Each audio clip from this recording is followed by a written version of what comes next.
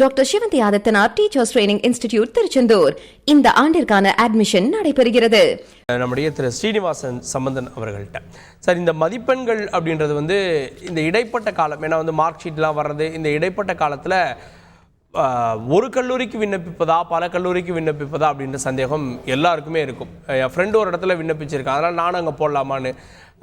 இப்போ குரூப்பாக எல்லோரும் சேர்ந்து ஒரு காலேஜுக்கு போகலாம், ஏன்னா +2 படிக்கிறவங்கலாம் எல்லோரும் சேர்ந்து ஒரே காலேஜெலாம் விண்ணப்பிப்பாங்க. இது எப்படி செலக்ட் பண்ணணும் அப்படின்றதுல இன்னும் நிறைய பேர் கன்ஃபியூஷன் இருக்கும் இல்லையா? ஃபர்ஸ்ட் விஷயம் என்னன்னா, இது எல்லா ஸ்டூடெண்ட்ஸும் பண்றது தான். என் ஃப்ரெண்ட் எங்கே போய் சேரணும், நானும் அங்கே போய் சேரணும், அவங்க அப்ளிகேஷன் போட்டிருக்கேன் நானும் போட்டிருக்கேன்ற ஒரு விஷயம் என்றைக்குமே ஸ்டூடெண்ட்ஸ் மத்தியில் அது இருந்துகிட்டே இருக்கும். என்னோட பாயிண்ட் என்ன அப்படின்னு பார்த்தீங்கன்னா, அதை மட்டுமே பார்க்காதீங்க. அது ஃபர்ஸ்ட் நம்ம ஃப்ரெண்ட்ஸை கூட சேர்ந்து இருக்கணும், அந்த ஒரு கான்செப்டில் தான் இருக்கும். நீங்கள் பார்க்க வேண்டிய விஷயம் என்னன்னா, உங்களோட திறமை எதில் இருக்குது, உங்களோட கரியர் கோல்ஸ் எதில் இருக்குது, அந்த கோல் நீங்கள் ரீச் பண்ணுறதுக்கு என்ன கோர்ஸ் எடுத்தீங்கன்னா அந்த கோலை நீங்கள் ரீச் பண்ணுவீங்களோ அந்த கோர்ஸ் நீங்க சூஸ் பண்ணுங்க.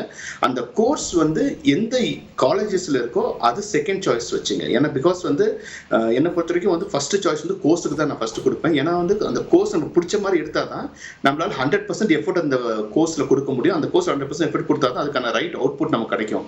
மாணவர்கள் அதுக்கான நாலேஜ் ஸ்கில்ஸ் எல்லாம் அவங்களால டெவலப் பண்ணிக்க முடியும். அதனால ஃபர்ஸ்ட் சாய்ஸ் நீங்க எடுக்கக்கூடிய கோர்ஸ் கொடுங்க. அந்த கோர்ஸ் எந்தெந்த காலேஜஸ்ல நல்லா இருக்குன்னு சொல்லிட்டு ஒரு ஷார்ட் லிஸ்ட் எடுத்து பண்ணுங்க. இப்போ நீங்க ஆர்ட்ஸ் அண்ட் சயின்ஸ் எடுக்க போறீங்கன்னா உங்க ரீஜன்லயே நீங்க இருக்க போறீங்களா, இல்ல எனக்கு தமிழ்நாட்டில் எங்க இருந்தாலும் ஓகேன்னு உங்களுக்கு ஒரு மைண்ட் செட்ல இருக்குன்னா, ஃபர்ஸ்ட் நீங்க என்ன பண்ணீங்கன்னா கோர்ஸ் ஐடென்டிஃபை பண்ணிட்டு செகண்ட் லிஸ்ட் ஆஃப் காலேஜஸ் ஒரு லிஸ்ட் பண்ணுங்க. ஒரு 10 காலேஜோ 20 காலேஜோ நீங்க ஷார்ட் லிஸ்ட் பண்ணுங்க.